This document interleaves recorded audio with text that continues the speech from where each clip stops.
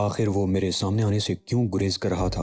मैंने कहा, उसे डर था कि कहीं मैं उसे शिनाख्त न कर लूं, और ये डर सिर्फ एक ही शख्स को हो सकता था जिसे मैं 3 बार देख चुका था। इंजेक्शन लगाने वाला तो मेरे लिए अजनबी था, अलबत्ता मुंदरी वाला अपने दिल के जोर से डर रहा था उसकी मुंदरी वेटर की पगड़ी के नीचे आ गई होगी, वरना वो फौरन नुमाया हो जाता। मगर इसके बावजूद वो इंतजार करता रहा कि मैं उठूं तो कॉफी रखी जाए। वही मेरे कमरे में पर्दे के पीछे छुपा खड़ा रहा होगा और उसने ही मुझे धक्का देकर बाथरूम में किया होगा। तेरी बात समझ में आती है, मोहसिन ने कहा, लेकिन अब फरार होने का मकसद? मैं बहुत गुमनाम आदमी नहीं हूँ मोहसिन, मैंने कहा। मेरा नाम और मेरी तस्वीर अखबारात की जीनत बन चुकी हैं। आज अगर सलामत शाह के बारे में खबर आई तो ऐन मुमकिन है कि कोई रिपोर्टर इसका रिश्ता ढूंढ निकाले, तस्वीर छाप दे कि मीर शराफत अली के मुबैना कातिल को पनाह देने वाला कत्ल कर दिया गया, या इस मुकदमे के सबसे अहम गवाह को कत्ल कर दिया गया। गनीमत है कि अब तक किसी ने मुझे नहीं पहचाना, मगर मजीद खतरा मोल लेने से कोई फायदा नहीं। अभी ट्रम्प कार्ड हमारे हाथ में है।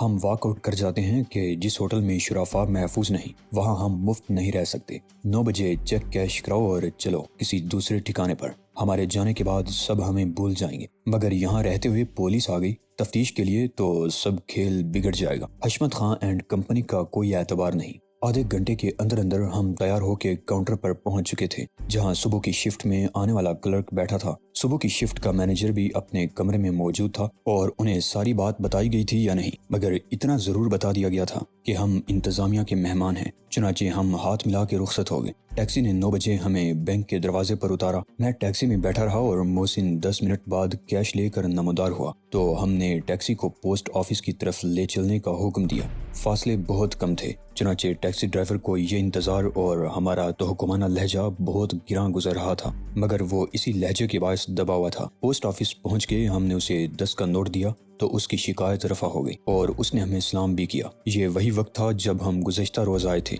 मैंने इस अंदेशे का इजहार किया कि बाबू पोस्टमैन फिर ना निकल गया हो, मगर वो मौजूद था। पोस्टमैन ने इधर उधर देख के एक दुबले पतले नौजवानी में बूढ़ा नजर आने वाले पोस्टमैन की तरफ इशारा किया, जो सारे जमाने से बेजार स्टूल पर अकेला बैठा था और कुछ भी नहीं कर रहा था। अरे बाबू भाई, मैंने करीब जाके कहा, हम कल भी आए थे। बाबू ने सर घुमा के हमें देखा और मोहसिन को पहचान लिया। हाँ हाँ, कल भी मिले थे तुम, उसी चिट्ठी के लिए आए होगे। बाबू भाई, ये क्या हुआ? मैंने उसकी सूजी हुई नाक और आंख के नीचे नजर आने वाले नील की तरफ इशारा किया। मिस्त्री साइकिल वाले से झगड़ा हो गया क्या? अच्छा, वो चौंका। उसने तुम्हें भी बता दिया? फिर उसने खासी बामुहावरा गाली दी। वो बड़ा कमीना है बाबू भाई, मैंने कहा। कहता था बाबू अखबार पढ़ने के बहाने पाने प्लास और पेचकस वगैरह मारता है। हमने कहा, जाने दो उस्ताद, बाबू शरीफ आदमी है, अगर उसे मालूम हुआ तो तुम्हें छोड़ेगा नहीं। बाबू ने मिस्त्री साइकिल वाले को मजीद बेनकत सुनाई और दावा किया कि वो उसका मलबा कराया है। हमने उस दावे की सदाकत को चैलेंज नहीं किया और कहा कि जमाना शराफत का नहीं है। इसके बाद हम बाबू को चाय पिलाने के लिए कैंटीन ले गए और मजबूरन उसके साथ गलीज टेबल पर बैठ के वो बदजायका महलूल जहर मार किया,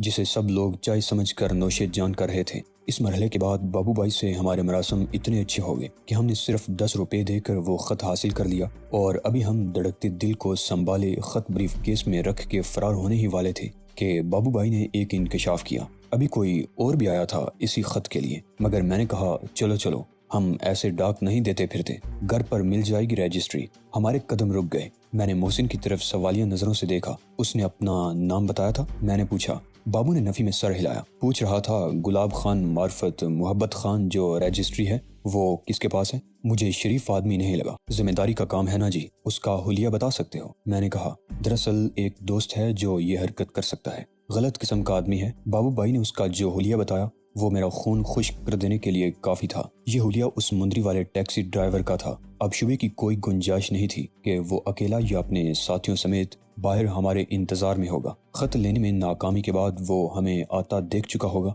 और वो हर कीमत पर यह खत हासिल करने की कोशिश करेगा। वक्त बहुत कम था और हम मशवरा भी नहीं कर सकते थे। मोहसिन भी ये बात समझता था कि अब हम इस रास्ते से नहीं जा सकते जिस रास्ते से आए थे। हमारे लिए अंदर इंतजार करने के सिवा चारा न था। 10 मिनट बाद मैंने बाबू भाई से कहा कि वो हमारी वजह से काम काज का हर्ज ना करे, हम तो भी कुछ देर यहीं बैठ के इंतजार करेंगे उसी बदमाश दोस्त का। बाबू भाई ने हाथ मिलाया और रुखसत हो गए। मोहसिन, मैंने मौका पाते ही कहा, इस कैंटीन से निकलने का दूसरा रास्ता भी होगा, तू ब्रीफकेस लेकर पीछे से निकल जा और अगर वो उधर भी मौजूद हुए तो। मोहसिन ने कहा, तो कहीं पनाह ले लेना। کسی بھی دکان میں، دفتر میں گھس جانا، رکشہ ٹیکسی جو نظر آئے پکڑ لینا۔ میں نے کہا تجھے جان بچا کے بھاگنا ہے، جو مناسب ہو کرنا، تو خود بھی عقل مند ہے، اور تو کیا کرے گا؟ محسن نے اٹھتے ہوئے کہا میں واپس ڈاک خانے میں جاتا ہوں۔ میں نے کہا انہیں یہ تاثر دینے کے لیے کہ ابھی خط ہمیں نہیں ملا، ہم یہاں خط کی بات کر رہے تھے، اگر یہ چال کامیاب رہی تو میں بھی کسی اور طرف سے نکل آؤں گا۔ اس وقت ہم مقابلے کا خطرہ مول نہیں لے سکتے، ہمیں تو خود کو اور خط کو بحفاظت نکال کے لے جانا ہے اور رابعہ کے گھر پہنچنا ہے، مگر ایسے نہیں کہ کوئی تعاقب میں ہمارے ساتھ پہنچے۔ خدا حافظ۔ میں کینٹین سے نکلا اور ادھر ادھر دیکھے بغیر پھر ڈاک خانے کی عمارت میں داخل ہو گیا۔ ابھی میں نے پہلے زینے پر قدم رکھا ہی تھا کہ مجھے مندری والا نظر آ گیا۔ وہ بابو بھائی سے بات کر رہا تھا اور غالباً اس نے دھمکی دے دی تھی کہ بابو بھائی برہم تھے۔ مستری سائیکل والے نے واقعی ان کی ڈبری ٹائٹ کر دی تھی، چنانچہ مندری والا پہلی بار ناکام لوٹا تھا، مگر ہم نے چالاکی سے کام لے کر پہلے بابو بھائی کا موڈ ٹھیک کیا اور پھر خط لے لیا۔ میں فوراً الٹے قدم واپس ہوا۔ مندری والے کے گرد دوسرے پوسٹ مین بھی جمع ہونے لگے تھے اور ہنگامہ بڑھ جاتا تو مندری والا ممنوعہ علاقے میں داخل ہونے پر پھنس جاتا۔ اس نے بھی کھسکنے کی کوشش کی۔ اس نے مجھے اوپر سے نیچے آنے والے زینے پر دیکھ لیا۔ میں بے تحاشا بھاگا۔ مندری والا میرے پیچھے دوڑا، تاہم اب میرے لیے فکر کی بات نہیں رہی تھی۔ مجھے یہ اطمینان حاصل ہو گیا تھا کہ محسن خط سمیت بخیر و عافیت نکل گیا۔ میں خالی ہاتھ بھی تھا اور تھوڑا سا آگے بھی۔ جتنی دیر میں مندری والا زینے چڑھ کر اوپر آیا، میں بہت سے لوگوں سے ٹکراتا، ایک شخص کو چت کرتا اور ہنگامے کو نظر انداز کرتا باہر آ چکا تھا۔ سڑک عبور کرتے ہی مجھے ایک بس اپنے سامنے سے گزرتی دکھائی دی۔ میں بس کے پیچھے دوڑا اور ڈنڈا پکڑ کے چلتی بس میں سوار ہو گیا۔ بہت سے لوگوں نے مجھے اس طرح جان پر کھیل کے بس پکڑنے پر شرمندہ کیا، لیکن کوئی اصل بات کو نہیں سمجھا۔ میں نے سر گھما کے دیکھا تو مجھے مندری والا سڑک پر کھڑا نظر آیا۔ وہ رکشہ یا ٹیکسی کی تلاش میں تھا یا دیکھ رہا تھا کہ میں کدھر غائب ہو گیا ہوں۔ شاہ نور اسٹوڈیو۔ میں نے کنڈکٹر کو 5 کا نوٹ تھما کے کہا مجھے معلوم تھا بس آرے بازار جا رہی ہے، لو جی کر لو بات۔ کدھر ہے شاہ نور اسٹوڈیو؟ نہ دیکھتے ہیں نہ پوچھتے ہیں اور چڑھ جاتے ہیں۔ کنڈکٹر نے جلا کر کہا اگلے سٹاپ پر اتر کے دوسری طرف مڑ جانا۔ اس نے مخالف سمت میں اشارہ کیا۔ میں نے خفت سے ان سب کو دیکھا جو مجھے احمق سمجھ رہے تھے اور اگلے سٹاپ پر اتر گیا۔ وہیں ایک اخبار فروش اخبار پھیلائے بیٹھا تھا۔ میں نے ہر اخبار کی ایک ایک کاپی لے لی، پھر میں ایک تانگے میں بیٹھ گیا اور مزے سے اخبار پڑھنے لگا۔ مغل پورہ نہر سے 2 لاشیں برآمد ہوئی تھیں۔ پولیس کا بیان ہے کہ دونوں جرائم پیشہ تھے۔ ایک اخبار نے ان کو ہسٹری شیٹر بھی لکھا تھا۔ سلامت شاہ کی لاش ملنے کی خبر شاید اخبار چھپنے تک کسی کو نہیں ملی تھی، اور فمانچو یعنی منشی کی لاش بھی ابھی تک دریافت نہیں ہوئی تھی۔ رابعہ کے گھر کے سامنے میں نے تانگا روک لیا۔ اندر محسن میرا منتظر تھا اور رابعہ کی ماں سے باتیں کر رہا تھا۔ مجھے دیکھتے ہی وہ آگے بڑھا۔ مجھے اس کی صورت پر وحشت کے آثار دکھائی دیے۔ یار سکندر بخت، وہ آہستہ سے بولا، اس لفافے میں تو سادہ کاغذ ہیں، کورے فل سکیپ سائز کے کاغذ۔ سادے کاغذ؟ میں نے بے یقینی کے ساتھ کہا، یہ کیسے ہو سکتا ہے؟ رابعہ کی ماں کچھ فاصلے پر حیران کھڑی ہم دونوں کو غور سے دیکھ رہی تھی۔ مجھے دیکھتے ہی محسن نے بات ادھوری چھوڑ دی اور میری طرف یوں لپکا تھا جیسے میری صورت اسے برسوں بعد نظر آئی ہے، یا میں کوئی بدتمیز بھیک منگا ہوں جو صدا لگانے کے بجائے سیدھا اندر آ گیا ہو۔ محسن کا یہ رد عمل فطری تھا۔ اس کی جگہ میں ہوتا تو شاید میں بھی سکون سے نہ کھڑا رہتا۔ اس کے ذہن کو پہلا صدمہ تو لفافے سے برآمد ہونے والے سادہ کاغذ کو دیکھ کر ہوا تھا، پھر وہ میری طرف سے تشویش میں مبتلا ہو گیا تھا کہ میں دشمنوں کو دھوکہ دے کر یا ان سے مقابلہ کر کے نکل آنے میں کامیاب ہوتا ہوں کہ نہیں۔ یہ تم دونوں نے کیا کانفرنس شروع کر دی ہے؟ رابعہ کی ماں نے مشکوک لہجے میں کہا، ہم بعد میں بات کریں گے، میں نے آہستہ سے کہا، اور ہم لوٹ کر رابعہ کی ماں کے پاس چلے گئے۔ وہ ہمیں اندر لے گئی۔ اس وقت رابعہ تو ہوتی نہیں۔ وہ بولی، پھر تم کیسے آگے؟ بس ایسے ہی، میں نے کہا، ادھر سے گزر رہے تھے، سوچا آپ سے ہی مل لیں۔ جھوٹ، وہ بولی، مجھ بڑھیا سے کون ملنے آتا ہے؟ رابعہ نے بتایا تھا کہ آپ کی طبیعت ٹھیک نہیں ہے۔ محسن نے یقین دلانے کے لیے کہا، طبیعت کا کیا ہے بیٹا؟ وہ سرد آب بھر کے بولی، عمر کے روگ ہیں، ایک بار لگ جاتے ہیں تو جان لیے بغیر کہاں چھوڑتے ہیں۔ ایسی مایوسی کی باتیں کیوں کرتی ہیں؟ میں نے کہا، ابھی آپ کی اتنی زیادہ عمر تو نہیں ہوئی ہے، تم نہیں سمجھو گے بیٹا۔ وہ بولی، عورت جب اکیلی رہ جاتی ہے کیا ہوتا ہے؟ زندگی کا ایک دن گزرتا ہے تو اس کی عمر کے 2 دن گٹ جاتے ہیں۔ رائی جتنا صدمہ اسے پہاڑ جتنا لگتا ہے۔ مرد کا ساتھ حوصلہ دیتا ہے اور پناہ دیتا ہے۔ جوان بیٹا ہوتا تو شاید میں بہت سکھی ہوتی۔ آپ کی رابعہ 2 جوان بیٹوں سے زیادہ باہمت اور ذمہ دار ہے۔ میں نے کہا، بیٹے نکمے اور ناخلف ہوں تو بہت دکھ دیتے ہیں۔ تم تو ایسی باتیں کرتے ہو جیسے میری طرح جوان بیٹی کے باپ ہو۔ تلخی سے مسکرائی۔ تمہارے لیے باتیں کرنا بہت آسان ہے۔ یہ بتاؤ، کیا عورت کو ذمہ داریوں کا یہی بوجھ اٹھائے رکھنا چاہیے؟ کیا مجبوری کو خوشی سمجھنے سے مجبوری ختم ہو جاتی ہے؟ میری تو جیسے گزرنا تھی گزر گئی کہ میں نے بیک وقت رابعہ کے باپ کی ذمہ داریوں کا بوجھ بھی اٹھایا، لیکن مجھے بتاؤ، کیا رابعہ کے لیے کامیاب زندگی کا تصور یہی ہے کہ وہ اپنے پیشے میں کامیاب ہے؟ کل اگر ہائی کورٹ کی جج بن گئی اور پھر سپریم کورٹ کی، تو اس کی خوشیوں کی تکمیل ہو جائے گی۔ کیوں؟ کیا وہ عورت نہیں ہے؟ اس پیشے میں کامیاب مردوں کو دیکھو، کیا ان کے گھر نہیں ہیں؟ میں اور محسن ایک مجرمانہ خاموشی کے ساتھ سنتے رہے اور ایک دوسرے سے اور رابعہ کی ماں سے نظریں چراتے رہے۔ پھر میں نے جانتے بوجھتے انجان بن کے ڈٹائی سے کہا، رابعہ جیسی لڑکی کو رشتوں کی کمی تو ہونا نہیں چاہیے۔ ہاں، ایسا شخص جو ہر لحاظ سے اس جیسی خوبیوں کا مالک ہو۔ بیٹا، مرد میں عورت جیسی خوبیاں کہاں تلاش کرتا ہے کوئی؟ رابعہ کی ماں بولی، مرد کو تو مرد ہونا چاہیے، وہ عورت کا ساتھ دے سکے، اس کی حفاظت کر سکے، گھر بنا سکے، عزت دار ہو اور عزت کرنا جانتا ہو۔ رشتے مل جائیں گے مگر رابعہ بھی مانے۔ یہ جھوٹ قابل احترام تھا کیونکہ یہ حالات کا المیہ تھا، معاشرے کی ناانصافی کا شکوہ تھا اور اپنی بے چارگی کا اعتراف تھا۔ چنانچہ یہ ضروری تھا کہ ہم اس کا برہم رکھیں اور کچھ نہ کہیں۔ ہم خود مسائل کی دلدل سے نکلنے کے لیے ہاتھ پاؤں مار رہے تھے۔ ہم سے دستگیری کی توقع کسی راہ گم کردہ مسافر سے منزل کا پتہ پوچھنے کے مترادف تھی۔ شاید خود رابعہ کی ماں نے بھی محسوس کر لیا کہ ہم رابعہ کے کلاس فیلو اور اس کے موکل ہیں جو اس سے مدد لینے آئے ہیں، اس کی مدد کرنے نہیں۔ اس نے خفت آمیز ہنسی میں اپنے جذبات کو چھپا لیا۔ میں بھی کیا باتیں لے بیٹھی، تم آئے ہوگے اپنے کسی کام سے؟ وہ اٹھتے ہوئے بولی، تمہارے لیے چائے منگواتی ہوں۔ جب وہ چلی گئی تو میں نے اطمینان کا سانس لیا۔ محسن، وہ خط کہاں ہے؟ محسن نے بریف کیس کھولا اور لفافہ نکال کے مجھے تھما دیا۔ یہ تقریباً 10 انچ لمبا اور 8 انچ چوڑا براؤن پیپر کا لفافہ تھا جس پر اضافی وزن کے لیے عام رجسٹرڈ لفافے سے زیادہ کی مالیت کے ٹکٹ لگائے گئے تھے۔ اس کے اندر سے فل سکیپ سائز کاغذ کا پلندہ برآمد ہوا جو دوہرے کر کے لفافے میں ڈالے گئے تھے۔ کاغذات کو دائیں جانب اوپر کے کونے پر سٹیپل کیا گیا تھا، جس کا مطلب یہ نکالا جا سکتا تھا کہ تحریر ہوتی تو اردو میں ہوتی، لیکن تمام صفحات اول تا آخر کورے تھے۔ میں نے ایک ایک صفحہ پلٹ کر دیکھا مگر مجھے کہیں پنسل سے لکھی ہوئی سطر بھی دکھائی نہ دی۔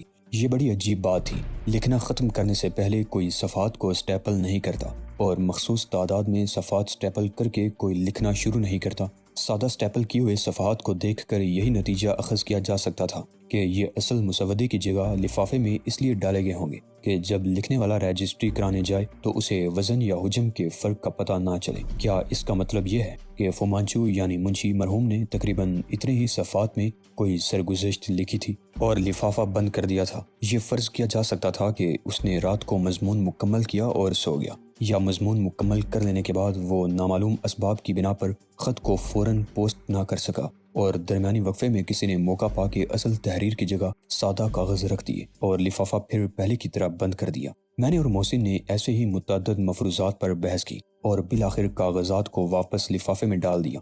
غور طلب بات یہ ہے محسن کہ جب لفافے میں کچھ بھی نہیں تھا تو ہمارے دشمن اس کے حصول کے لیے اتنے پریشان کیوں تھے؟ میں نے کہا، ہاں یار، محسن نے کہا، اس سے تو یہی نتیجہ نکالا جا سکتا ہے کہ اس حقیقت سے وہ بھی بے خبر ہیں۔ ہاں، اور اسی لیے وہ بدستور ہم سے یہ خط حاصل کرنے کی کوشش کرتے رہیں گے۔ میں نے کہا، اور ہماری زندگی اس خط کے باعث بدستور خطرات کے حصار میں رہے گی۔ محسن نے کہا، اور بفرض محال وہ ہمیں پکڑ کے لے جانے میں کامیاب ہو جاتے ہیں اور ہم سے خط کی واپسی کا مطالبہ کرتے ہیں یا ہم سے پوچھتے ہیں کہ اس خط میں کیا تھا، تو ہم انہیں کیا بتائیں گے؟ وہ کبھی نہیں مانیں گے کہ اس تمام جدوجہد کا مقصد سادہ کاغذوں کے ایک پلندے کا حصول تھا۔ میں نے ہنس کے کہا، خاص سچ اگلوانے کی کوشش میں وہ ہماری جان لے لیں، انہیں کبھی اعتبار نہیں آئے گا کہ ہم سچ بول رہے ہیں۔ خط میں یقیناً کوئی ایسی بات لکھی گئی تھی جس نے انہیں تشویش میں مبتلا کر دیا تھا۔ وہ ہم سے زیادہ فکر مند تھے کہ خط انہیں مل جائے۔ محسن نے کہا، اپنی کوشش میں ناکامی کے بعد وہ ہمیں اس وقت تک نہیں مار سکتے جب تک خط ان کو نہیں مل جاتا، اور ہم انہیں دھوکے میں رکھ سکتے ہیں کہ ہمیں بہت کچھ معلوم ہو چکا ہے، اور صرف ہمیں ہی نہیں، ہماری زبانی دوسروں کو بھی اصل حالات کا علم ہو چکا ہے، جبکہ اصل حالات ایک راز سربستہ ہیں۔ میں نے کہا، تاہم یہ تاثر دینا کہ خط حاصل کرنے کی کوشش کرنے کا کوئی فائدہ نہیں ہوگا ہمارے تحفظ کی ضمانت بھی ہو سکتا ہے۔ ہم کہہ سکتے ہیں کہ خط ان کی دسترس سے باہر ہے اور بالکل محفوظ بھی، اس کی ایک نہیں 10 نقلیں بنوا کے 10 جگہ فراہم کی جا سکتی ہیں۔ ہم اس خط کو یہیں چھوڑ جائیں گے، لیکن سکندر، یہ جوا خطرناک بھی ثابت ہو سکتا ہے۔ محسن نے کہا، وہ طے کر سکتے ہیں کہ پہلے ان دونوں کا کام تمام کر لیا جائے، دوسروں سے بعد میں نمٹ لیا جائے گا۔ مثلاً رابعہ سے۔ یار محسن، میں نے سوچتے ہوئے کہا، تیرے نکل آنے کے بعد اس مندری والے نے مجھے بس میں سوار ہوتے دیکھ لیا تھا۔ اگر اس نے تعقب کیا ہوگا تو اسے معلوم ہو چکا ہوگا کہ ہم کہاں ہیں اور خط کہاں ہے، اور عین ممکن ہے کہ وہ باہر ہمارے منتظر ہوں۔ ہم نے اپنے ساتھ رابعہ کے لیے بھی خطرات پیدا کر دیے ہیں۔ انہیں پہلے سے علم ہوگا کہ ہمارے مراسم رابعہ سے ہیں، محسن نے کہا۔ اور رابعہ سے ہی کیا، عبدالودود منظر صاحب سے ہیں، ضامن رضوی SSP سے ہیں، مگر یہ سب معمولی حیثیت کے لوگ نہیں ہیں۔ میں اور تو عام آدمی ہیں جو اغوا بھی ہو جاتے ہیں، اور قتل بھی ہو جائیں تو مقامی اخبار کے صفحے پر 2 سطروں کی خبر لگتی ہے، لیکن سپریم اور ہائی کورٹ کی کسی ایڈوکیٹ کا مسئلہ ہو تو ہر جگہ بار ایسوسی ایشن ہنگامہ برپا کر سکتی ہے، اور پریس کے ذریعے بھی حکومت اور پولیس کے اعلیٰ حکام پر زبردست دباؤ پڑتا ہے۔ ضامن رضوی جیسے سینئر پولیس آفیسر پر بھی کوئی ہاتھ نہیں ڈال سکتا۔ یہ تو ٹھیک ہے، پھر ہم خط یہیں رکھوا دیتے ہیں، میں نے کہا۔ ایک بے نام سی خلش تھی جو کہتی تھی کہ حیثیت سے کیا فرق پڑتا ہے، عورت تو عورت ہی رہتی ہے، مگر میں نے اس کا اظہار نہیں کیا۔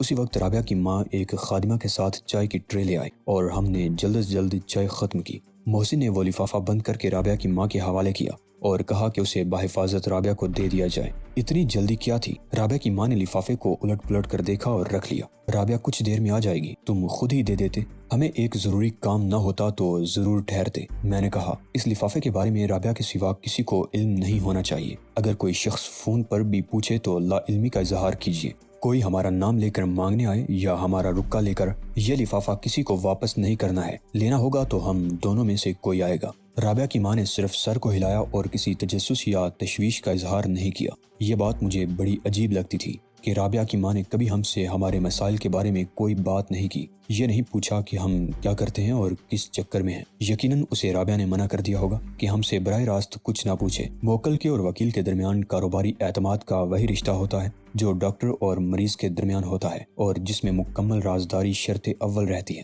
گیٹ تک آتے ہوئے میں نے محسن سے کہا، اگر وہ مندری والا باہر موجود ہوا تو ہمارے لیے اس کو شناخت کرنا مشکل نہیں ہوگا، مگر اس کے ساتھ دوسرے لوگ بھی ہوئے تو ہم انہیں نہیں پہچان سکیں گے۔ وہ ہمارا تعاقب کریں گے۔ ان کو غچہ دے کر نکلنے کی ایک صورت ہے، ہم کراؤن سینما کے چوک تک اکٹھے پیدل جائیں گے، وہاں عموماً رکشہ کھڑے مل جاتے ہیں۔ اگر ایک ہی رکشہ ہوا تو فکر کی کوئی بات نہیں، ہم اکٹھے نکل جائیں گے، لیکن 2 رکشہ ہوں تو ہم الگ الگ اور مخالف سمتوں میں روانہ ہوں گے۔ ہم دونوں بے نیازی سے چلتے ہوئے باہر آئے اور اپنے اپنے طور پر ہم دونوں نے ماحول کا خوردبین نظروں سے جائزہ لیا۔ بظاہر سب خیریت تھی اور دنیا کے کاروبار معمول کے مطابق چل رہے تھے، مگر خطرے کا احساس تو ہمارے دل میں تھا۔